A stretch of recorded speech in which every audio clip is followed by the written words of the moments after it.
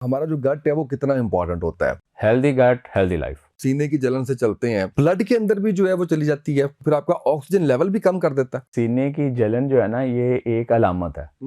अब इसकी वजह क्या है, ये इंपॉर्टेंट है। जाके बस साशे फकते जाएं, जाके मेडिकल स्टोर से पकड़ लिया अपनी मर्जी का और वो पी लिया, ये सोल्यूशन तो नहीं है। वक्ती तौर पे सुकून आ जाए और उसके बाद जो मर्जी होता रहे। अपने लाइफस्टाइल में बल्कि मैं कहूँगा क्या बेहतर करें कि जलन खत्म हो जाए। अब आपने खाना खाया, 4 घंटे आप बैठे हैं, आप कॉफी चाय या फिजी ड्रिंक से रात को लेट नाइट ना लें। चाय भी नहीं। और वैसे चाय कितने कप है आप कहते हैं कि ठीक है? चाय पीने में मसला नहीं है, हम चाय पीते हैं एज अ एंजॉयमेंट, चल या कुछ नहीं करने की चाय पी लें। ब्लड प्रेशर की जो बड़ी वजह है वो आपके स्टमक से शुरू होता है। हमारा दिमाग का हमारी गट से लिंक है, ये नहीं है दिमाग का वो लैदा है गट लैदा। अब ये एक एक्सेस है। एक्सेस का मतलब ये होता है कि एक जगह पे प्रॉब्लम आएगी ना, दूसरी जगह पे भी प्रॉब्लम क्रिएट होगी। वो जो खाना खाने के फौरन बाद आपको वॉशरूम जाना पड़ता है, लोगों के दिन में ये होता है पता नहीं खाना अंदर गया बाहर निकल गया, ऐसे नहीं होता। इसका मतलब ये है कि फ्रोजन छोड़ दिया जाए, इसका मतलब ये है कि तली हुई चीजें छोड़ दी जाएं, ऑयल कौन सा इस्तेमाल करें या फिर देसी घी की तरफ आ जाएं। सिंपल सी चीज़ है कि अगर आप कहीं ऑर्गेनिक की तरफ आना चाहिए। ठीक है। ठीक है, हम मॉडर्नाइज्ड ज़्यादा हो गए हैं। अच्छा, दही के बारे में जो कहा जाता है कि दिन में खाना चाहिए, रात में नहीं खाना चाहिए, ये मिथ है। पेट बढ़ने की वजूहात भी यही होती हैं। पेट भी बढ़ा ना, जिगर भी बढ़ गया। ठीक है, तो ये बहुत कॉमन फैक्टर है in our society. We are blessed one के हमें वो पूरा हमारे मजहब ने बता दिया। Same scenario with other people.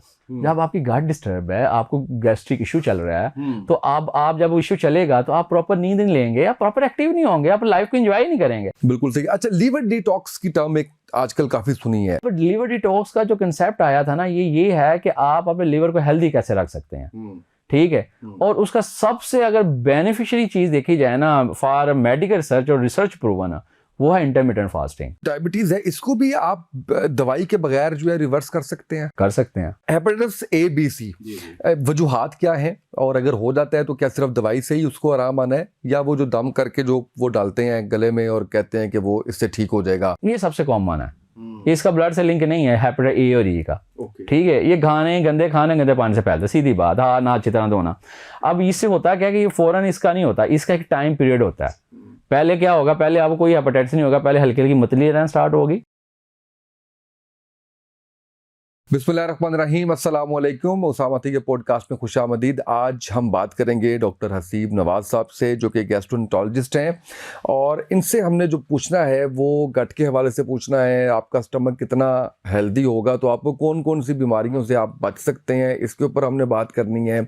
और इसके साथ साथ लीवर के हवाले से, इसके साथ साथ हेपेटाइटिस के हवाले से, यानी आज का जो पॉडकास्ट होने जा रहा है उसमें हम आपको बताएंगे कि आपके स्टमक से आपका ब्लड प्रेशर का क्या ताल्लुक है, शुगर आपने कैसे जो है वो अपनी कंट्रोल रखनी है, इन सारी चीज़ों पे। सीने में अगर आपकी जलन हो रही है तो उसके लिए आपको घर के अंदर क्या एहतियाती तदाबीर करनी है और अपनी ग़िज़ा में क्या तब्दीली करनी है, और वो कौन सा लेवल होगा कि जिसके ऊपर आपको डॉक्टर से रिव्यू करके उनसे आपको रहनुमाई लेने की ज़रूरत है। डॉक्टर साहब, बहुत शुक्रिया आपका, आप तशरीफ़ लाए। सबसे पहले मुझे ये बताएं कि हमारा जो गट है वो कितना इम्पॉर्टेंट होता है, क्योंकि जो मेरी नाकिस इन्फॉर्मेशन है उसके मुताबिक आपके बहुत से मसाइल, बहुत ज़्यादा मसाइल आपके जिस्म के जो होते हैं, जिसमें खासकर ब्लड प्रेशर भी होता है, उसकी भी एक बड़ी वजह जो है वो ये है कि आपका गट जो है वो हेल्दी नहीं है। थैंक यू सो मच, आपने इन्वाइट किया सर। और दूसरे नंबर पे इसके बारे में सिर्फ एक लफ्ज़ बोलूँगा, हेल्दी गट हेल्दी लाइफ। सारा कुछ डिपेंड ही यहाँ पे हो रहा है। एग्जैक्टली। देखें, आपको अगर आपकी गट ठीक नहीं है तो इससे बहुत से कॉम्प्लिकेशन एसोसिएटेड हैं। अगर आपकी गट से इश्यूज हैं तो आप कभी भी अच्छा नहीं रह सकते। आप अगर अभी स्टमक में पेन होता है आप पॉडकास्ट नहीं कर सकते। अगर आप अभी रिफ्लक्स के सिम्टम्स और सीने में जलन है तो आप कहेंगे डॉक्टर साहब मैं थोड़ा इरिटेबल सा हूँ, बेचैन हूँ। तो आपकी सारी चीज़ें इससे बहुत से लिंक्ड हैं। तो healthy gut is very important for the life. बिल्कुल सही है। चलें, अब आपने जिक्र कर दिया तो हम सीने की जलन से चलते हैं। अच्छा, एक चीज़ सीने की जलन के साथ कि अगर ये आपको कंटिन्यूसली रहती है तो क्या कोई ऐसी पॉसिबिलिटी है कि ये आपके ब्लड के अंदर भी जो है वो चली जाती है, वो आपके जो जलन की वजह से, और फिर आपका ऑक्सीजन लेवल भी कम कर देता है? बहुत अच्छा सवाल किया आपने। देखें, सीने की जलन जो है ना, ये एक अलामत है। अब इसकी वजह क्या है, ये इंपॉर्टेंट है। हमारे सोसाइटी में ना, जो हम पाकिस्तान में रहते हैं, यहाँ के लोगों की सबसे कॉमन वजह ये है कि हम लोगों की जो खुराक की नाली का नीचे वाला हिस्सा है ना, ये एक वॉल्व की तरह काम करता है, बंद रखता है। अल्लाह पाक ने बनाया, आपने खाना खाया, स्टमक में गया, नीचे वाला वॉल्व बंद हो गया, अब वो खाना ऊपर नहीं आता, एक नेचुरल है। अब होता क्या है कि हम लोगों का जो नीचे वाला वॉल्व है ना, मोस्टली लोगों का वो लूज है।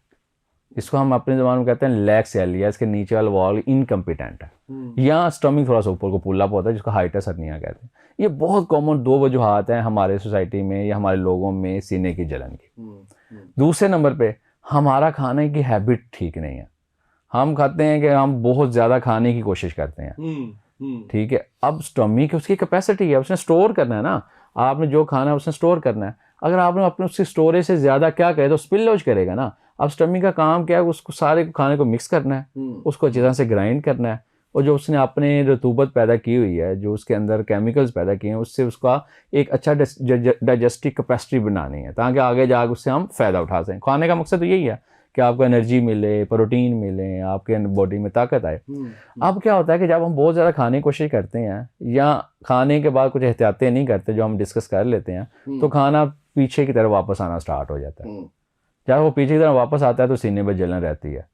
अब कुछ लोगों में ये खाना बहुत ज़्यादा वापस रह के ना, अब फ़ौरन लेटने से, जो आपने सांस का हवाला किया, इससे लिंक ऐसे लोग होता है कि हमारा जो सांस वाला पाइप है ना, वो खुराक के नाली के आगे पड़ा हुआ है, ठीक है। और मुंह के जहाँ पे, जब हमारा मुंह का है वहाँ पे दोनों का एक ओपनिंग हो जाती है, जो जहाँ से हम सांस भी लेते हैं, खाना भी जाता है, मुंह और ओपनिंग। अब खाना बहुत ज़्यादा वापस जब आएगा, बार बार वापस आएगा, उसमें तेज़ाब है, एसिड है, तो वो खाना कई दफ़ा खुराक की नाली, सांस की नाली में स्पिलेज करना शुरू कर देता है, और लोगों को हल्की खांसी आना स्टार्ट हो जाती है, सांस के मसले आना शुरू हो जाते हैं। वो कहते हैं डॉक्टर साहब हर तरह की दवाई खा ली, कफ सिरप पी रहे हैं, खांसी नहीं सेट हो रही, और जलन भी रहती है, लेकिन साह भी खराब रहता है।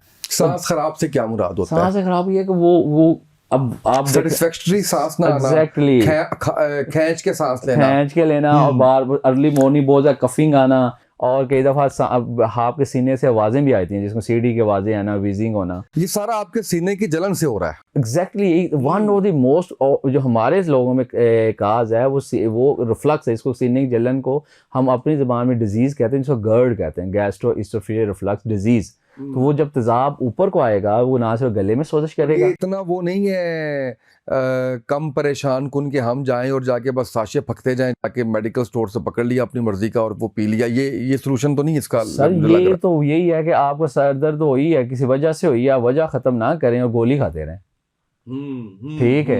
अब आपको जलन किस वजह से है उसको नहीं करना आपने, और आप कहते हैं जलन की खैर वक्ती तौर पे इलाज हो जाए, हमें वक्ती तौर पे देखने वाले ना कि वक्ती तौर पे सुकून आ जाए और उसके बाद जो मर्जी होता रहे। अच्छा डॉक्टर साहब, इसके अंदर अब मुझे आपने 2 चीज़ें बतानी है। एक तो आपने मुझे ये बताना है कि आपके अगर ये जलन का आपको ये रह है, तो इसकी जो हम घर में इसको अपनी ग़िज़ा को क्या बेहतर करें, अपने लाइफस्टाइल में बल्कि मैं कहूँगा क्या बेहतर करें कि जलन ख़त्म हो जाए, और कौन से वो लेवल है जिसके ऊपर आप समझते हैं कि डॉक्टर के पास जाना चाहिए, और क्या फिर इसके कोई टेस्ट वगैरह होते हैं जिससे तशखीस होती है, या किस तरह से करते हैं? अच्छा, ये ना आपने सारी चीज़ों के ये बड़ा अच्छा कर दिया, पैकअप कर दिया।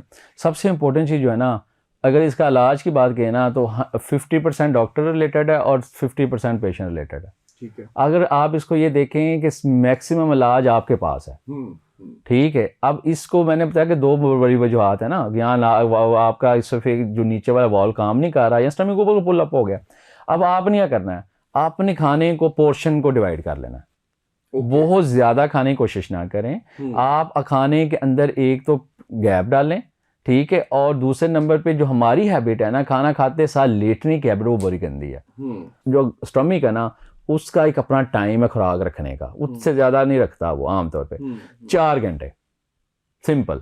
अब आपने खाना खाया, 4 घंटे आप बैठे हैं, आप कोई पढ़ना आर्टिकल वो पढ़ें, वट जो आप पॉजिटिव एक्टिविटी करनी है वो करें, आपने बेड पे लेटना 4 घंटे बाद है। काफ़ी लंबा टाइम बता दिया आपने सर, ये इम्पोर्टेंट है, और आपको जरूरत नहीं पड़ेगी साशों की। दूसरा काम आपका देखें, हम अपने खाने को बैलेंस करें। आपने अब सुबह से आप आए हुए हैं, ठीक है, अपने काम पे, मॉर्निंग आपकी हेक्टिक है तो नाश्ता अच्छा करें। दोपहर को भी अगर आपने काम पे जाना है या आपकी डेली एक्टिविटी फिक्स है तो अच्छा खाना खाएं। अब रात को सोने का टाइम है, वहाँ पे तो बहुत ज़्यादा 3-3 रोटियाँ और बहुत लवाजमात डिनर करने का तो नहीं बनता। तो आप रात को आपका रेस्ट जोन है, उसको रेस्ट जोन में डाल लें, बिल्कुल सही। तो आप अगर आगे खाना कम कर लें और खाना लेटने सोने से 4 घंटे पहले लें, और जो ये चाय कॉफ़ी का रवाज है कि लेट नाइट पीने की, that's a very disturbing for that people, जो उन लोगों में जिनकी जलन है। क्यों? क्योंकि उन लोगों में ये जो है ना कॉफ़ी, कैफीन, ये आम तौर पे हमारे जो ये वॉल्व है उसको लूज़ करती है। तो आप कॉफ़ी, चाय या फिजी ड्रिंक से रात को लेट नाइट ना लें। अच्छा, चाय भी नहीं। और वैसे चाय कितने कप है आप कहते हैं कि ठीक है? वैसे तो मैं ये नहीं कहूँगा कि कितने रिकमेंडेड है, क्योंकि ये कोई ऐसी चीज़ तो नहीं है जिसको ये कहा जाए कि ये रिकमेंड कर दी जाए, लेकिन कितने आप कप जो है वो पी लें तो ठीक है, वो नुकसानदेह नहीं है?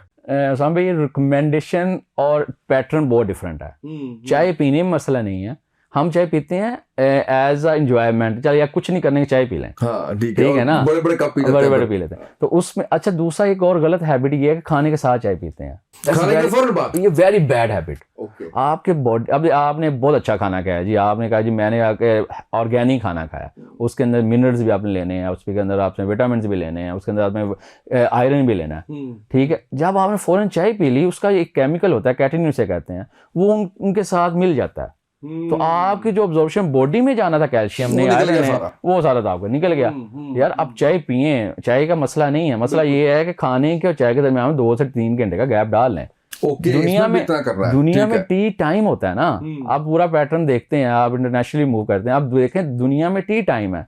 दुनिया में ये नहीं है कि नाश्ते के साथ चाय, खाने के साथ चाय। तो आप तो फिर चाय पराठा खत्म करवा देंगे? सर मैं खत्म नहीं करा रहा, मैं कहता हूँ आप चाय पराठा लें, लेकिन पराठा लें, चाय को थोड़ा टाइम दे लें। चाय को जो है वो टाइम दिलाना है। अच्छा, ये नहीं, इसके पैटर्न है जो आप बता रहे हैं, ये लाइफस्टाइल आप बता रहे हैं कि इससे आपके ये जो मसला आपका हल हो जाएगा। आप डॉक्टरों से बच सकते हैं। If you change your lifestyle, आप डॉक्टरों से बच सकते हैं, मेडिसिन से बच सकते हैं। अच्छा, इससे एक तो आपकी जलन जो है वो आपका मसला है, कितना अरसा आप इसको फॉलो करें तो आपको रिजल्ट आने, क्योंकि हम मोटिवेट भी तो करना होता है ना अपने आप को कि अच्छा यार डॉक्टर के पास नहीं जा रहे, खुद ही से अपनी डाइट और वो सारा कुछ ठीक कर रहे हैं, तो महीने 1.5-2 बाद आप जो है वो बेहतर होना शुरू हो जाएंगे। सर ये तो आपको विद इन वीक इसका बेनिफिट मिल जाएगा। ओके, ठीक है, ये तो इतना मसला नहीं है। मसला ये होता है, देखें ये बॉडी है ना, अगर आपको कोई खराश आई है, अब उसको रिपेयर करने में कितना टाइम लगेगा? 2 से 3 हफ्ते लगेंगे ना।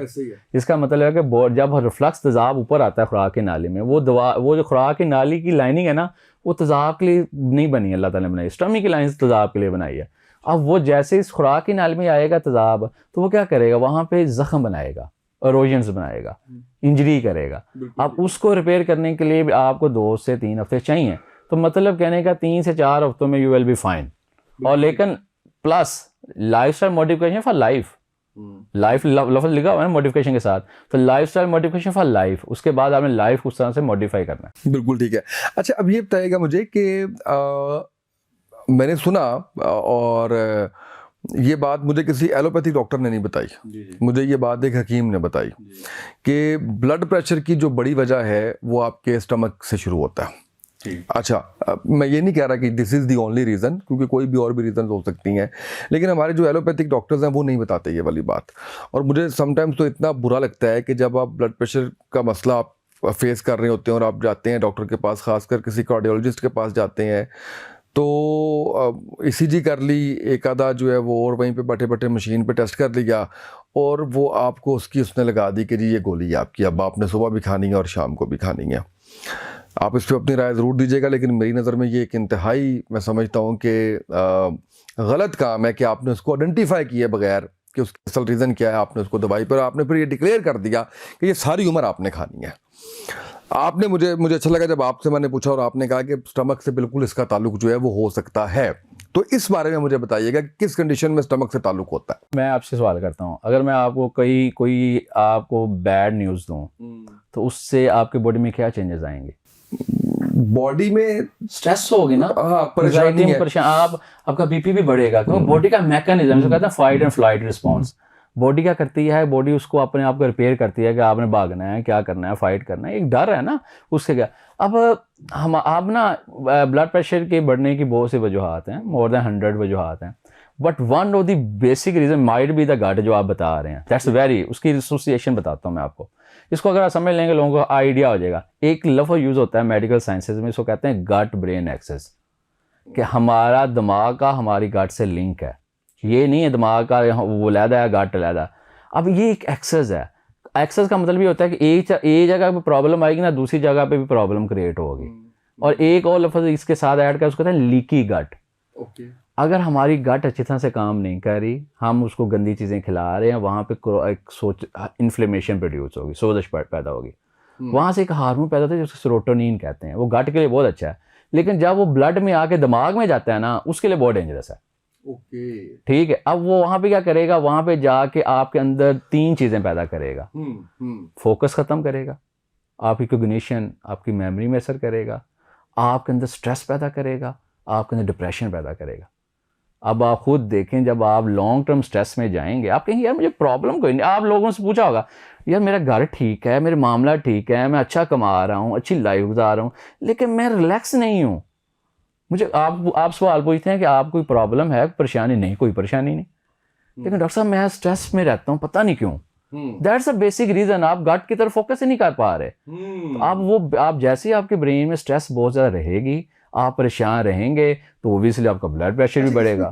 कोई अलामात नहीं होती, पेट खराब होना कुछ इस तरह का, या वो उस तरह की अलामात नहीं होती? आती हैं। वो सबसे बड़ी कॉमन जो हमारे पास लोगों में अलामत आती है, वो कहते हैं कि ये डॉक्टर साहब खाना खाने से पेट जो है ना फूला फूला रहता है, पेट में हल्की हल्की एक रहती है, ऐसा लगता है पता नहीं कुछ है। वो जो खाना खाने के फौरन बाद आपको वॉशरूम जाना पड़ता है, दैट्स नॉट अच्छा, ये लोगों के अंदर एक मिसकंसेप्शन है, मैं इसके खिलाफ नहीं। लोग बड़े बहुत कहते हैं, आपको बहुत से कहेंगे डॉक्टर साहब अब स्टमक जो है ना, लोग दिन में ही होता है, पता नहीं खाना अंदर गया बाहर निकल गया, ऐसे नहीं होता। अब खाने के साथ वॉशरूम आना, this is not a bad habit, this physiological. अगर आप जा रहे हैं तो कोई वो नहीं है, दैट्स अ नॉर्मल थिंग। इसको कहते हैं गैस्ट्रोकोलिक रिफ्लक्स, ये नॉर्मल है।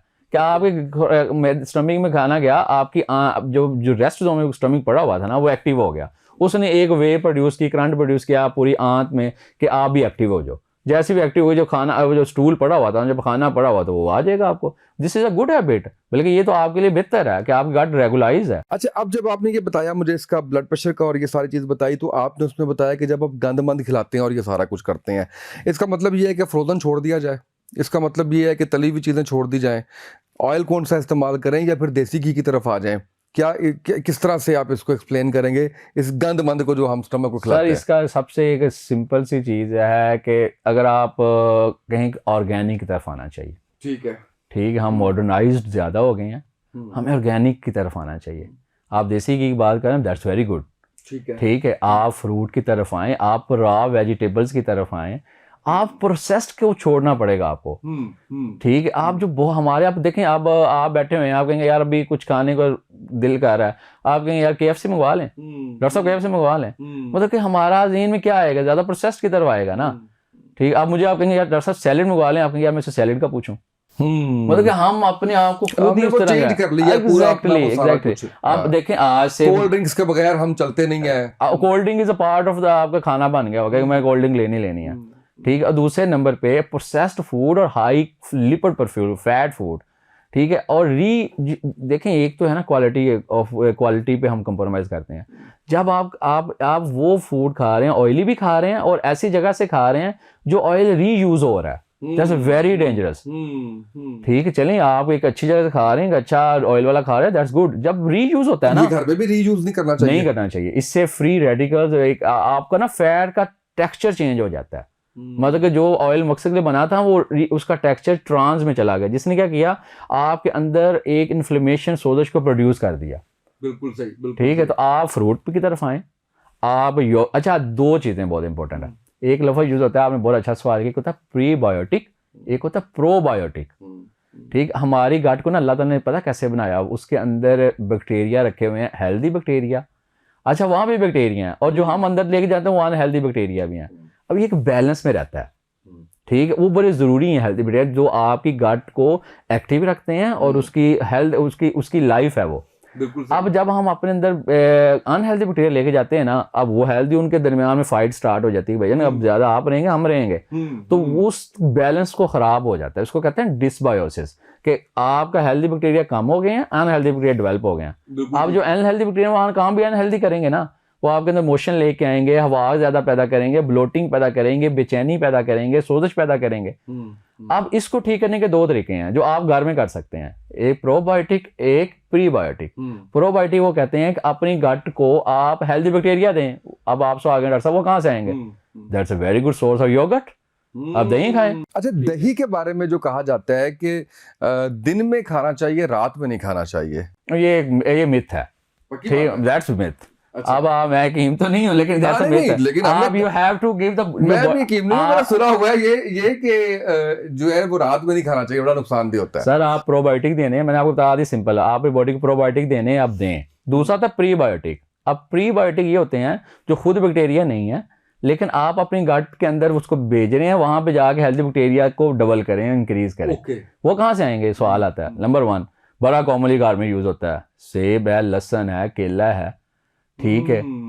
अब जो फाइबर डाइट है, जो है, जई है, ये क्या है? ये आपके बॉडी के अंदर हेल्दी बैक्टीरिया ग्रोथ करते हैं, फाइबर है। डेली कुछ मिकदार इनकी इस्तेमाल इन सब चीजों की करनी चाहिए। एग्जैक्टली लेनी चाहिए। आप अपने गट को अब मैं आपको सिंपल बता दिया ना, घर में बैठ के कर सकते हैं कि अपनी बॉडी को आप हेल्दी बैक्टीरिया भी दे सकते हैं, और जो आपके अनहेल्दी बैक्टीरिया उनको खत्म करके हेल्दी बैक्टीरिया को रिप्रोड्यूस भी कर सकते हैं। और ये तो घर के मैनूवर्स हैं, इसमें तो कोई मेडिसिन की जरूरत नहीं है, कोई एंटीबायोटिक की जरूरत नहीं है, कोई आपने बाहर आपने देखा होगा डॉक्टर साहब, हमने प्रोबायोटिक डॉक्टर साहब ने एडवाइस किया, फ्लोर साशे कर दिया, ये कर दिया। भाई इतनी महंगी चीजें आपने लेनी है, वो घर में सस्ती चीजों से आप नेचुरल भी नहीं है ना, नेचुरल भी नहीं है। अच्छा ये बताइए, हाजमा जो जिन लोगों का खराब रहता है उसकी वजूहात क्या है? अच्छा, हाजमे तो लोगों के बड़े मुख्तलिफ सवाल होते हैं। हाजमे हमारे पास मरीज आते हैं, डॉक्टर साहब हाजमा नहीं ठीक। हाँ। अब हाजमे से उनसे पूछते, जब हम सवाल एक्वायर करते हैं तो उनके मसले क्या होते हैं, वो वही है कि डॉक्टर साहब खाना खाने से पेट जल्दी बढ़ जाता है, फूल जाता है, ठीक है, और कभी कभी मोशन आना शुरू होते हैं, पेट में हल्के हल्के दर्द रहते हैं, ये हाजमा है ना, या खाना खाया नहीं जाता टका के, ठीक है ना। पहले तो मैं बहुत टका के खाता था, वो टका के नहीं खाया जाता, ठीक है ना।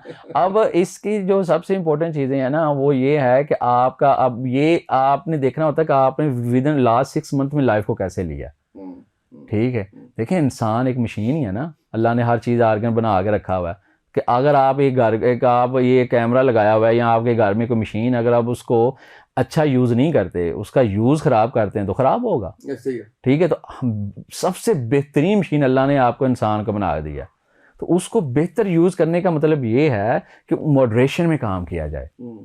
उसको आप उसको रेस्ट भी दें, ठीक है, आप उसको एक्सरसाइज भी करवाएं, stress that's very dangerous, stress से भी काम करवाएं। नमाज, योगा, एक्सरसाइज, मेडिटेशन, ये वो चीज़ें हैं जो ना सिर्फ आपके ब्रेन को बेहतर करती हैं, आपकी पूरी बॉडी को बेहतर करती हैं, आपकी गट को बेहतर करती हैं।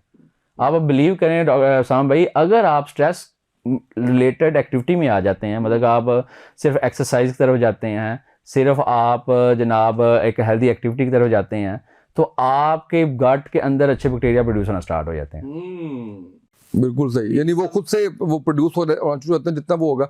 अच्छा, पेट बढ़ने की वजूहात भी यही होती हैं कि आपका स्टमक जो है वो ठीक काम नहीं कर रहा। आप जब आपके स्टमक, अच्छा इसमें ये है ना, एक है ना हवा की तरफ से पेट बनाई होता है, आपकी वैसे ओबेसिटी की तरफ जा रहे हैं, ठीक है। और आजकल एक कंसेप्ट इसी लाश है जो पेट बढ़ने से रिलेटेड ना, और दूसरा कंसेप्ट इसमें अगर आप ऐड कर रहे हैं तो फैटी लिवर, जिगर भी बढ़ गया, जी पेट भी बढ़ा ना, जिगर भी बढ़ गया, ठीक है। तो ये बहुत कॉमन फैक्टर है इन आवर सोसाइटी, क्योंकि आप आज फैटी लिवर, तो आप कहते हैं कि जो भी चेक कराएगा उसका फैटी लिवर निकल आएगा। क्यों? आपने कभी सवाल नहीं पूछा क्यों? यही जानना चाह रहा हूँ आपसे। अब देखें, अब आप खुद देखें ना कि आज से आप डाटा इकट्ठा करें ना, आज से 25 साल पहले चले जाएं, तो आपके लाहौर में या आपके इलाके में कितने लोग ओबीज थे या ओवरवेट थे? क्या वो खाना नहीं खाते थे? क्या उनका खाना अच्छा नहीं था? क्या वो बहुत और उनकी लाइफ कितनी थी ये बताएं? अच्छी थी। एक जर्मनी में ना, इसमें इसको थोड़ा सा मैं ऐड कर दूं, जर्मनी रिसर्च हुई है इंटरमिटेंट फास्टिंग पे, ठीक है। इसमें ये 2018 में जून में हुई थी, और इसका रिजल्ट आया था 2019 दिसंबर में। 1 साल पे उन्होंने की थी, ऑब्जर्वेशन स्टडी थी, 1500 लोग इसमें इन्वॉल्व थे। अब ये कोई मुसलमानों का नहीं था, इसमें कोई फास्टिंग, उन्होंने एक कंसेप्ट लिया, उन्होंने कहा यार ऐसा क्या मसला है कि लोग, हाँ वो एक बहुत डेवलप कंट्री है, पैसा भी लोगों के पास है, बहुत अच्छा कुछ खाते हैं। अब उन्होंने कहा कि क्या करें हम, उन्होंने लोगों को डिवाइड कर दिया, 10 ग्रुप में बना दिए। किसी को ब्लड प्रेशर था, कोई प्री डायबिटिक था, कोई किसी को ओबेसिटी का मसला था, किसी को फैटी लिवर का मसला था, ठीक है। उन्होंने 4-5 ग्रुप बना दिए, ठीक है। अब जब 4-5 ग्रुप बनाए ना, उन्होंने कहा कि इनको हम फास्टिंग करवाते हैं या इनको हम फास्टिंग एडवाइस करते हैं 4 से 21 दिन के लिए। अब उन्होंने जब 4 से 21 दिन के लिए फास्टिंग करवाई तो उन्होंने 4 पैरामीटर का फ़ायदा लिया। अब जब उन्होंने उसको पूरा साल ऑब्जर्व किया, जब उन्होंने पूरा साल ऑब्जर्व किया तो जिनका ब्लड प्रेशर का मसला था, ब्लड प्रेशर बेहतर होना स्टार्ट हो गया, ठीक है। जिनको शुगर होने का खतरा था, एक होता प्री डायबिटिक, ठीक है, जिसके आपने देखा होगा HbA1c मैंने करवाया 6.5 या 2 आ गया या 6 आ गया, तो उसका मतलब होता है कि आप प्री डायबिटिक है। उनकी प्री डायबिटिक स्टेज कम हो गई, जिनका कोलेस्ट्रॉल ज़्यादा हो रहा था वो बेहतर हो गया, ब्लड प्रेशर कंट्रोल में आ गया, हार्ट रिस्क कम हो गया। और इनडायरेक्ट पैरामीटर्स पता क्या हुए जो उन्होंने स्टडी में इंक्लूड नहीं किए थे, उन्होंने जब उन लोगों को, उस ग्रुप को दूसरे लोग से कंपेयर किया, वो ज़्यादा हैप्पी रहना स्टार्ट हो गए, वो ज़्यादा एक्टिव रहना स्टार्ट हो गए, वो इमोशनल EQ उनका लेवल, जो उनकी इमोशनल इंटेलिजेंस थी ना, वो ज़्यादा बेहतर होगी।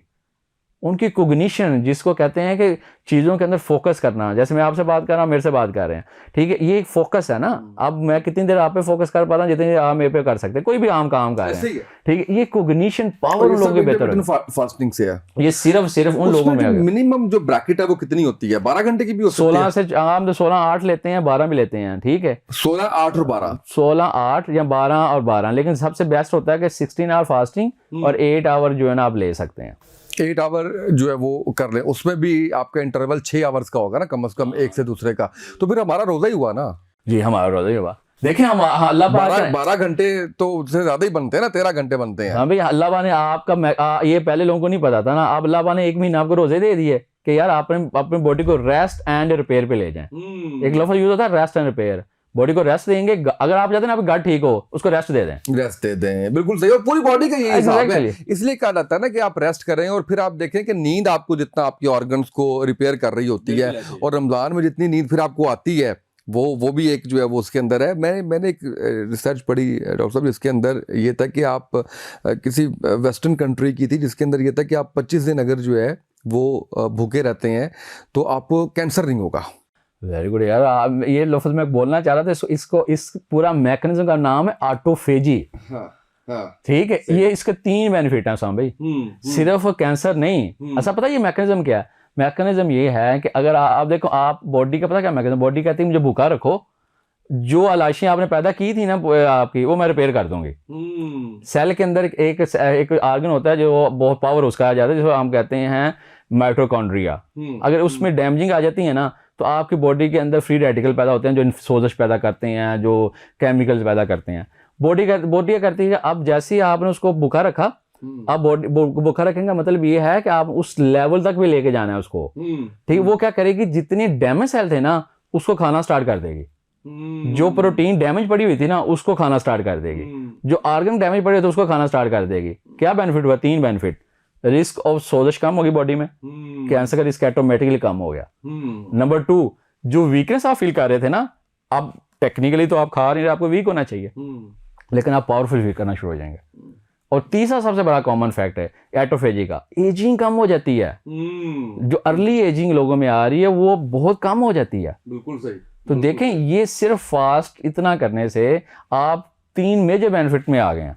ये जो हमारे, और हम वी आर ब्लेस्ड वन के हमें वो पूरा हमारे मजहब ने बता दिया, और वो सारा कुछ अल्लाह ने हमें 1 महीना दे दिया। अच्छा, ये बताएं कि गैस ट्रबल के जो मामलात होते हैं वो क्या, किस वजह से होते हैं, उसकी क्या वजूहात होते हैं? जो गैस ट्रबल है ना, ये एक तो इसमें सबसे कॉमन जो देखा जाए वही है डिस्बायोसिस। आपकी गट में ना अनहेल्दी बैक्टीरिया ग्रोथ डेवलप हो जाना। अच्छा। दूसरे नंबर पे एक है हमारे लोगों के अंदर हैबिट का खराब होना, जल्दी खाने की कोशिश। ओके। देखिए, चबा के ना खाना, दांतों का क्या काम है, ग्राइंड करना ना। हाँ। तो हम क्या करते हैं, हमारे पास सिर्फ 3 मिनट है जी, मैंने जाना शो पे, जैसे आपने आना था, तो आप क्या करेंगे, आप कहेंगे यार जल्दी जल्दी खाना है, मैंने पहुंचना है।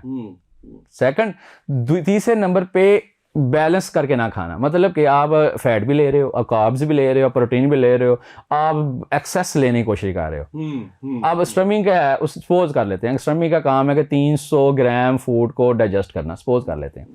अब आप उसको 500 दे रहे हो, तो 200 कहाँ जाएगा? गट में वैसे ही जाएगा ना। जब वो अनडाइजेस्टेड जाएगा वहां पे वो गैस पैदा करेगा। बिल्कुल सही, बिल्कुल अगर आपको ये ट्रबल आ रहे हैं, एक तो खाना चबा के खाएं, मकदार कम करके खाएं, ठीक है। और तीसरे नंबर पे जो सबसे कॉमन है, अपनी गट में हेल्दी बैक्टीरिया प्रोड्यूस करें, और उसके लिए मैंने आपको बताया कि एक तो प्रोबायोटिक या प्रीबायोटिक का इस्तेमाल करें। ठीक है, बिल्कुल सही। गैस के लिए भी आप कह रहे हैं कि योगर्ट और ये चीजें जो है वो, ये जो कहते हैं अच्छा गैस हो गई है तो जाओ स्प्राइट दी बोतल ले आओ, उधर ठीक हो जाएगी, उधर कोई फर्क पैदा है? हाँ, ये उससे फर्क पड़ता है, साइकोलॉजिकल फर्क पड़ता है। वैसे कोई फर्क नहीं पड़ता। और ये कहा जाता है कि दिमाग ਨੂੰ गैस चढ़ रही है। यार ये बहुत कॉमन है, होता है, बहुत कॉमन है। और ये बेसिकली अब इसको यही तो देखना है कि दिमाग की वजह से गैस चढ़ रही है या गैस की वजह से दिमाग खराब हो रहा है। सही। देखें यार, असल में ना सामने अगर आप पूरी रात सोए नहीं है, हाँ। तो आप इतने अभी एक्टिव ना होते। बिल्कुल सही है, ठीक है ना। हाँ। तो कल नहीं सोया हुआ था मैं, तो कल मैं पॉडकास्ट रिकॉर्ड कर रहा था, वो मेहमान तो उन्होंने शायद फील भी कर रही हो, तो मैं बिल्कुल झोंके ले रहा था कल। ले रहे आज ना। पूरी नींद पूरी है और बिल्कुल। आपके अंदर इरिटेबिलिटी आ जाती है ना, same scenario with other people. जब आपकी गट डिस्टर्ब है, आपको गैस्ट्रिक इशू चल रहा है, तो आप जब वो इशू चलेगा तो आप प्रॉपर नींद नहीं लेंगे, आप प्रॉपर एक्टिव नहीं होंगे, आप लाइफ को एंजॉय नहीं करेंगे, तो आप ऑटोमेटिकली लो जोन स्ट्रेस में रहेंगे, एंजाइटी में रहेंगे। बिल्कुल सही। अच्छा, लीवर डिटॉक्स की टर्म एक आजकल काफी सुनी है, वो क्या है, कैसे करते हैं, घर में कर सकते हैं, क्या तरीका है? लीवर डिटॉक्स का मतलब ये है कि देखिए, लीवर का जो काम है ना, वो आपका सारी जो आपने निमकिया जो आपके डाइजेशन से चीजें गई हैं ना, वो सारी जाती हैं गट से सीधे लीवर में, जो आपके गट से प्रोड्यूस हुए हैं जो भी चीज़ें। अब वहाँ पे क्या करता है वो लीवर, आपके जो केमिकल जो केमिकल थे ना, उनको जो बॉडी के प्रॉब्लमेटिक है उनको रिसाइकिल करके निकाल देता है स्टूल के जरिए से, और जो केमिकल आपके बेनिफिट हैं वो आपको ले लेता है, रख लेता है। अब लीवर डिटॉक्स का जो कंसेप्ट आया था ना, ये है कि आप अपने लीवर को हेल्दी कैसे रख सकते हैं, ठीक है। और उसका सबसे अगर बेनिफिशियरी चीज़ देखी जाए ना, फॉर मेडिकल रिसर्च और रिसर्च प्रूवन है, वो है इंटरमिटेंट फास्टिंग, ठीक है। दूसरे नंबर पे जो चीज़ देखी जाती है वो होता है कि आप अपने चीज़ों को हर्बल, जिस तरह टी लोग लेते हैं, जिंजर कावा लेते हैं, ठीक है, ये वो चीज़ें हैं कि जो आपका एंटी इन्फ्लेमेटरी रोल है जिनका, ठीक है, जो ना सिर्फ आपके हाइड्रेशन को बेहतर करती हैं। और तीसरे नंबर जो सबसे कॉमन फैक्टर आया ना, हमने जो मरीजों जो इंटरनेशनल रिकमेंडेशंस में है, वो है वेट रिडक्शन। अगर आपका लिवर के एंजाइम खराब है, आपका लीवर जो है इंजरी, आपको लग रहा है इंजरी है, आमतौर पे लोग कराते हैं टेस्ट ELT बढ़ा हुआ है जी मेरा, या जी अल्ट्रासाउंड पे लीवर का साइज बढ़ गया। आप जो आपका एग्जिस्टिंग बॉडी वेट है ना, उसका 10% कम कर लें, आपके टेस्ट बिल्कुल ठीक हो जाएंगे। सही, ठीक है। और अच्छा, जो आपने एक लफ्ज बोला था ड्यूरिंग इंटरव्यू कि repairing system in the sleep, that's a reality. If you did not have a proper sleep, your body did not repair at all. You have, और प्रॉपर स्लीप का एक कंसेप्ट बड़ा गलत है। प्रॉपर स्लीप पता है लोग कहते हैं जैसा 24 घंटों में 8 घंटे सोया हूँ, पूछें कब सोए थे, कल मैं 3 बजे सोया था, आज 12 बजे सोया हूँ, और 2 दिन पहले मैं सुबह सोया था, लेकिन 8 घंटे में पूरे कर लिए थे। That's a totally bullshit. कम से कम आपको जो है वो टाइम स्लॉट आपका 10 बजे से लेके 10 की होती है ना, ब्रैकेट शुरू होती है। जो भी आपने रखना है ना, व्हाट एवर योर लाइफस्टाइल, उसके मुताबिक आपका एक टाइम फिक्स होना चाहिए, आपका स्लीपिंग पैटर्न। लेकिन उसकी ब्रैकेट भी तो जो है वो 10 बजे होनी चाहिए ना, क्योंकि 10 से ऑनवर्ड जो है वो आपने 8 घंटे पूरे करने हैं। बेस्ट है, सबसे बेस्ट यही है जो आप बता रहे हैं कि 10 से लेकर सुबह 5-6 बजे तक लें, ताकि आपका वही सर हमारे मतलब वाली बात, इशा पढ़ के सो जाए और फजर के टाइम उठ जाए। बेहतरीन, फजर से पहले उठे, वो फजर से पहले उठे, बिल्कुल ऐसे, बिल्कुल सही है। अच्छा, ये बताइएगा कि जब आप टूल पास कर रहे होते हैं तो उसमें एक तो आपको मोशन लग गया, ठीक है, तो उसमें समझ आती है कि आपके चक्कर लगे 10-12 या 7-8 लगे, तो वो समझ आ गई इस तरह से। नॉर्मल अगर आप जो है वो स्टूल पास कर रहे हैं, यानी वो मोशन की सूरत में नहीं है, लूज नहीं है, ठीक है, सेमी कह लें या वैसे आप उसे कह दें कि ठीक है, उसकी तादाद अगर 3-4 होती है दिन के अंदर, तो इससे हम क्या मुराद लें कि आपका स्टमक जो है वो ट्रीट होने वाला है, या ये हेल्दी है कितनी दफ़ा इस तरह से वॉशरूम में जाना? देखें, ये एक तो ये है कि इसमें ना फिर हिस्ट्री इंपॉर्टेंट करने लगती है कि अगर आप वो दूसरा बंदा जिसको 2 से 3 स्टूल आ रहे हैं, वो कैसे हैं, बड़े बड़े आ रहे हैं, छोटे छोटे आ रहे हैं, खुल के आ रहे हैं, या उसको डिज़ायर रहती है, ठीक है। कुछ लोगों में ऑब्वियसली देखें, एक तो हम पॉडकास्ट का मतलब लोगों का अवेयरनेस करना है, लेकिन इसका मतलब ये नहीं कि बीमारियां खत्म हो गई हैं, ठीक है। उसमें कुछ लोगों के अंदर ये बड़ी आंत का मसला होता है आमतौर पे, ये छोटी आंत या स्टमी का नहीं होता। अब हमारी ना 2-3 चीज़ें, एक स्टमी का है, छोटी आंत, एक बड़ी आंत है। अब बड़ी आंत के अंदर अगर सोजश रहेगी, किसी वजह से पैदा होगी, वो इन्फेक्शन हो सकता है, वो वहाँ के लोकल इन्फ्लेमेशन हो सकती है, ठीक है, तो उसकी वजह से आमतौर पर स्टूल फ्रीक्वेंसी बढ़ जाती है। लेकिन इसको ये कहना कि ये अनहेल्दी है या हेल्दी है, ये डिसाइड करता है पेशेंट को, या उस इंसान को देख के, उसकी हिस्ट्री लेके, उसका लाइफस्टाइल देख के कि वो उसको ये प्रॉब्लम कब से है, क्यों हो रहा है, और उसके साथ की और चीज़ तो नहीं है जैसे म्यूकस आना, ब्लड का आना, पेट के अंदर दर्द का होना या बुखार का। ये वो साइन है जो इमीडिएटली जिसकी किसी गैस्ट्रोएंटरोलॉजी या किसी स्पेशलिस्ट को चेक करवाना चाहिए। बिल्कुल ठीक है। अच्छा, ये बताइएगा कि जो अब थोड़ी संगीन जो बीमारियां जिस तरह से होती हैं कि जो आपको ये अल्सर हो जाता है, ये इसकी क्या वजूहात होती हैं? अल्सर जो गैस्ट्रिक अल्सर है ना, या स्टमक अल्सर है, इसके पाकिस्तान के 99% लोगों के अंदर एक बैक्टीरिया होता है, इन्फेक्शन होता है, जिसको H. pylori कहते हैं, ठीक है, जो बहुत कॉमन है, ठीक है। दूसरे नंबर पे देखा जाए तो लोगों के अंदर बहुत ज़्यादा यूज़ ऑफ पेन किलर्स, अभी दर्द हुई नहीं है लेकिन डिक्लोरान की गोली खा ली है, सिनिफ्लेक्स की गोली खा ली है, ठीक है, मुझे डॉक्टर आज थका हुआ था, मुझे नींद नहीं आ रही थी, मैं सोचा कि 2 गोलियां पेन किलर ले लूँ। इसका excessive use of pain killer. और तीसरा नंबर जो सबसे, सिर्फ पेन किलर या कोई भी दवाई? नहीं, पेन किलर के साथ बहुत ज़्यादा एसोसिएटेड है, खास तौर पे एनसेड जिसको कहते हैं ना, एक स्पेसिफिक ग्रुप है, ब्रूफन एंड डिक्लोरान है, सिनफ्लेक्स है, ये जो पैराडोल भी, पैराडोल लेस लाइकली करती है पेन, ठीक है। अगर आपको बहुत ज़्यादा दर्द हो तो आप पैराडोल ले सकते हैं एक आधी। अच्छा, अब दूसरे नंबर पे तीसरा जो कॉमन काज है वो ये होता है कि स्ट्रेस अल्सर, बहुत ज़्यादा तेज़ाब प्रोड्यूस हो रहा है, ठीक है, आप बहुत ज़्यादा स्ट्रेस में रह रहे हैं, वो भी वहाँ पे हल्के हल्के जख्म प्रोड्यूस कर देता है। तो लेकिन अगर हमारे माशरे में सबसे कॉमन काज की जाए तो वो बैक्टीरिया ही है, एच पिलोरी और मेडिकेशन।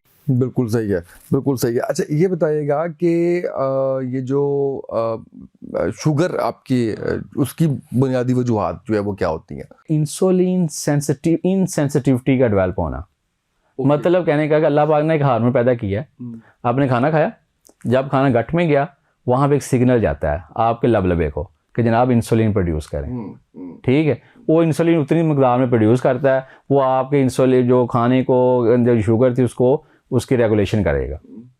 अब जैसे ही आपका वो इनसेंसिटिविटी में आता है कि आपके एक तो खाने में इरेगुलरिटी बहुत ज़्यादा होना, मतलब बहुत ज़्यादा फैट इस्तेमाल करना, बहुत ज़्यादा लैक ऑफ एक्टिविटी होना, स्ट्रेस का बहुत ज़्यादा होना, तो वो जो इंसुलिन है ना जो अपना काम कर रही थी ना 10 नंबर पे, वो अब 20 नंबर पे भी नहीं काम कर पा रही, वो 30 पे भी नहीं काम कर रही। ये बहुत कॉमन है हमारी, जिसको टाइप 2 डायबिटीज़ कहते हैं, ठीक है। दूसरे नंबर जेनेटिक इसकी प्रीडिस्पोजिशन भी है, अगर फैमिली हिस्ट्री है तो उसमें लोगों में आने का खतरा है। फिर बहुत ज़्यादा excess use of fast food, cola drinks, fizzy drinks, ठीक है। और एक होता है कि कार्बोहाइड्रेट है ना, एक होता है कम्प्लेक्स कार्बोहाइड्रेट, वो हम कम खाते हैं, जैसे फ्रूट खाएं उसमें भी कार्बोहाइड्रेट, उसमें भी मीठा है, वो इतना डेंजरस नहीं है, ठीक है, लेकिन आप बहुत ज़्यादा जो है ना, लेकिन कहते हैं कि जिनको हुई हो शुगर उनको आम वगैरह जैसी चीज़ तो नहीं खानी चाहिए, ये दिस इज़ अ मिथ। अच्छा, this is a myth, totally myth. देखिए, आपको शुगर हुई है, अब आपने सब इसकी ट्रीटमेंट ही लाइफस्टाइल बेहतर करना है भाई। और आम कहते हैं कि डाइट में भी नहीं खाना चाहिए, मोटा करते हैं।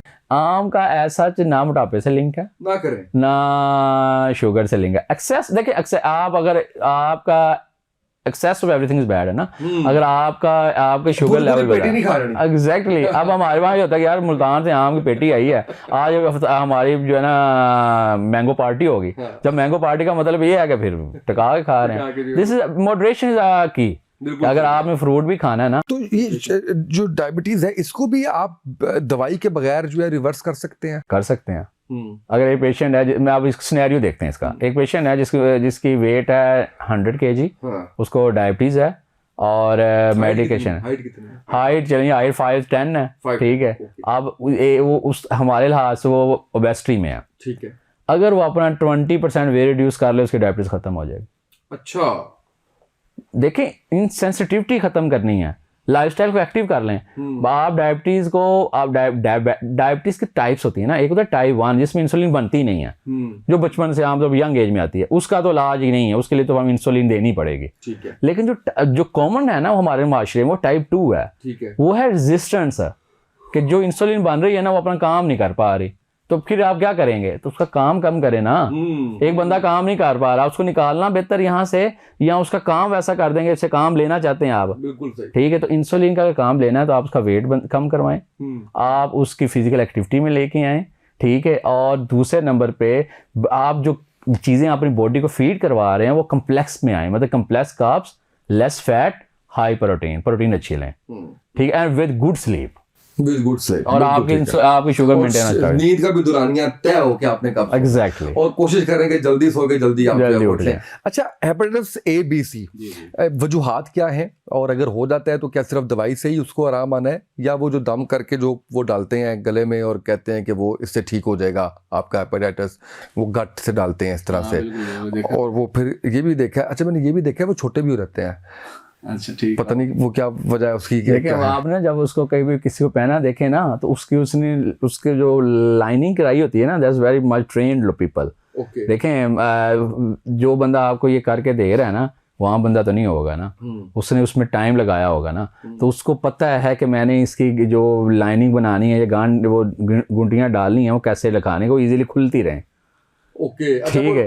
सॉरी, वो तंग नहीं होता, वो लंबा होता है। हाँ, वो लंबा हो जाता है। Okay, okay. वो लोग क्या करते हैं कि वो पहले उसको 3-4 लाइनें दी होती हैं, वो आहिस्ता सा टाइम गुजर जाता है तो वो इजीली, वो क्योंकि उसने रहना पेन ही रखना है, वो थोड़ा मूव करने से ना वो इजीली खुलती रहती हैं, वो लंबा नहीं होता। वो कहते हैं कि हमारा लंबा होगा, हेपेटाइटिस खत्म हो रहा है। हाँ। ये आमतौर पर हेपेटाइटिस ए और ई के लिए किया जाता है। यहाँ पे जिनमें आंखें लोग पीली नहीं हो जाती, लोग कहते हैं आंखें पीली हो गई हैं, खाया नहीं जा रहा, मतली आ रही, दिल खराब हो रहा है, ये तो ऑटोमेटिकली ठीक हो जाता है। लेकिन इसकी वजूहात बहुत हैं। वजूहात में गंदा पानी सबसे कॉमन जो हमारे माशरे में है, ठीक है, टाबा फूड, ठीक है, अनहाइजीन मेयर्स, ठीक है, ये सबसे कॉमन है। इसका ब्लड से लिंक नहीं है हेपेटाइटिस ए और ई का, ठीक है। ये गंदे खाने गंदे पानी से फैलता है, सीधी बात। हाँ ना, अच्छी तरह धोना। अब इससे होता क्या है कि ये फौरन इसका नहीं होता, इसका एक टाइम पीरियड होता है। पहले क्या होगा, पहले आपको कोई हेपेटाइटिस नहीं होगा, पहले हल्की हल्की मतली रहना स्टार्ट होगी, दिल खराब होगा, ठीक है, और आपको लगेगा कि मुझे ना बेचैनी सी है, फिर आहिस्ता से आंखें पीली हो जाएंगी, ये उसकी अगली स्टेज होती है। अब वो जब आंखें पीली हो जाती है ना, उसने 3 से 4 वीक्स तक रहनी होती है, आमतौर पर 2 वीक्स मिनिमम। अब उसने खुद ही ड्रॉप करना होता है और वो ठीक हो जाता है आपका। बी और सी पे जाने से पहले मुझे ये बताइएगा, जब आप गंदा पानी कहते हैं तो उसको साफ़ कैसे करना है? पीने के पानी को उबाल लिया जाए तो क्या वो साफ़ हो जाता है, या फिल्टर का पानी साफ़ हो जाता है जो फिल्टर घरों में लग रहा होता है, या फिर जो आपको ये पानी देने वाली कंपनीज हैं, बॉटल्स हैं, वो इस्तेमाल करनी चाहिए? उसामा भाई, अगर आप पानी की बात करें, इसमें मैं बहुत ज़्यादा सेंसिटिव हूँ। पानी हम जो है ना, उस पर तो नो कंप्रोमाइज़ करना चाहिए। आप एक टाइम का खाना स्किप कर लें, लेकिन पानी अच्छा अपनी बॉडी को दें, ठीक है, ये सिंपल। अब उसमें 2 चीज़ें हैं, अगर तो आप अफोर्डेबल हैं तो you must use a mineral water, simple, ठीक है।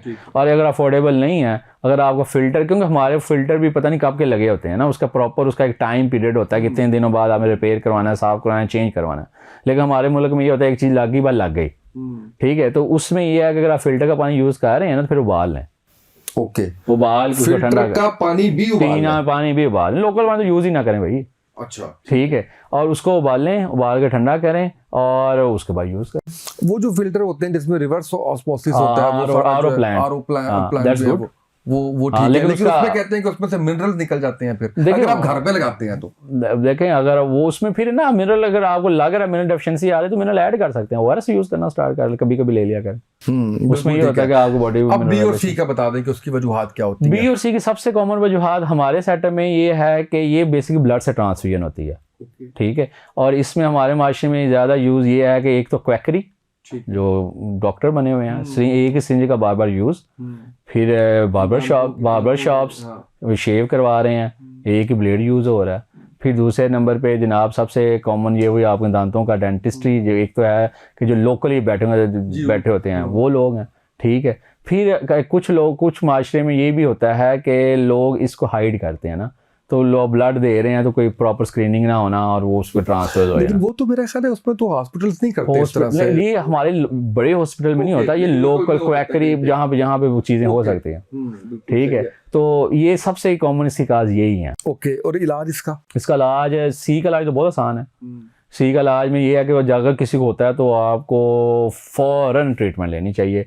3 मंथ की टैबलेट आ गई हुई हैं, 3 महीने हम गोली देते हैं, 1 गोली खानी होती है डेली की, ठीक है। 3 महीने बाद पीसीआर आपका जो टेस्ट है वो नेगेटिव हो जाता है और आप उसके बाद अपनी लाइफस्टाइल बेहतर रखें, कोई मसला। वो जो टैबलेट है वो महंगी है? नो, बहुत सस्ती है, पाकिस्तान के हर गवर्नमेंट हॉस्पिटल में फ्रीली अवेलेबल है। और बी के लिए क्या? बी का मसला ये है कि बी का जो हेपेटाइटिस है, इसके पैरामीटर्स हैं।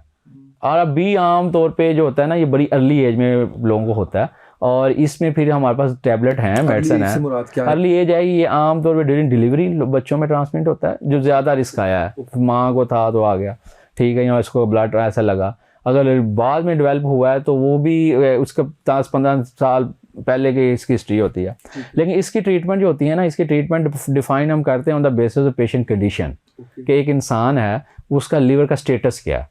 अगर उसका स्टेटस बेहतरीन है तो उसकी ट्रीटमेंट डिफरेंट है, अगर उसके अंदर सख्ती आना स्टार्ट हो गई है, जिगर सिकुड़ना शुरू हो गया है, उसकी ट्रीटमेंट डिफरेंट है। इसकी गोलियां आ गई हुई हैं, मेडिसिन टैबलेट है इसी की भी। वो जो पहले कभी इंजेक्शन बड़े महंगे लगा करते थे, वो किस में होते थे? पैग इंटरफेरोन, इसी में होते थे। वेरी गुड, आपने बड़ा वर्कअप किया हुआ है। अच्छा, उसमें ये होता है कि इंटरफेरोन थेरेपी हम दे सकते हैं, लेकिन वो 1 साल के लिए होती है। लेकिन उसके लिए ना उसका कैंडिडेट बहुत कम होते हैं। उसकी रीज़न ये होती है कि लोग आमतौर ट्रीटमेंट हमारे लिए उसलिए नहीं आते जब जिगर सुकड़ जाता है। जब जिगर सुकड़ा नहीं है ना, अभी अपने बी हुआ है, तो उनमें 1 साल के लिए इंटरफेरोन थेरेपी का दे सकते हैं, ठीक है। लेकिन जो बी की लॉन्ग टर्म ट्रीटमेंट है वो ए टैबलेट आ गई है, उसको वो हम वो 25 मिलीग्राम की है, एक 300 मिलीग्राम 0.5, इनमें तीनों में से कोई एक ले सकते हैं। और वो हाँ, लेकिन इसमें फिर आप ये ऐसे ही है जैसे डायबिटीज़ के लोग शुगर के लिए मेडिसिन लेते हैं, तो ये फिर आपको ज़हन में रखना चाहिए have to take the long term उसके, क्योंकि इस बी का risk to develop the hepatic malignancy cancer का बहुत ज़्यादा है। तो अगर आप दवाई लेंगे तो आपका जिगर सुकड़ेगा भी नहीं, आपके अंदर जिगर के अंदर कैंसर होने का रिस्क भी कम होगा और लाइफस्टाइल बेहतर है। बिल्कुल सही है डॉक्टर साहब, बहुत शुक्रिया आपका, आप टाइम निकाल के आए। मेरा ख्याल है कि हमने काफ़ी हद तक टॉपिक को कवर करने की कोशिश की है। दोबारा भी इंशाल्लाह कभी आपको ज़रूर ज़हमत देंगे ताकि जो मज़ीद हमारे इसके पार्ट 2 में सवाल आए वो भी नाज़रीन तक पहुँचे। मुझे उम्मीद है कि आज लोगों ने बहुत कुछ घर में बैठ के सीखा होगा, और अगर इस पर अमल दरामद करें, आप जो चीज़ें डॉक्टर साहब ने बताई हैं, तो आप अपने गट को बहुत हेल्दी कर सकते हैं, जिससे बहुत से मसाइल आपके जो है वो ठीक हो सकते हैं। आज के इस पॉडकास्ट से इतना ही, इजाज़त दीजिए, अल्लाह हाफिज़।